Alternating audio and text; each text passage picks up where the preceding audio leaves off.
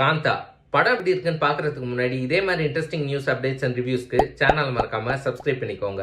Director Selvamani Selvaraj டைரக்ஷன்ல துல்கர் சல்மான், பாக்யஸ்ரீ போஸ், சமுத்திரக்கனி, ராணா டகுபட்டி நடிச்சிருக்கிற படம் தான் காந்தா. படத்தோட கதை என்னன்னு பாத்தீங்கன்னா, சமுத்திரக்கனி ஒரு மிகப்பெரிய டைரக்டரா இருப்பாரு. அவரு தான் துல்கர் சல்மான ஹீரோவா லான்ச் பண்ணி படம் எடுப்பாரு.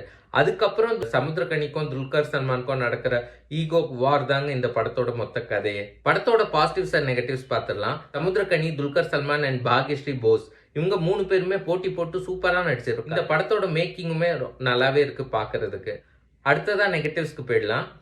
படம் பயங்கர ஸ்லோ, இன்னும் கொஞ்சம் கிறிஸ்பா எடுத்திருக்கலாம். ராணா டகுபட்டி வர போர்ஷன் எல்லாம் நம்ம பொறுமையை ரொம்பவே சோதிச்சிரும். அவர் ரொம்ப ஓவர் ஆக்ட் பண்ணிருக்காரு, ஏனே தெரியல.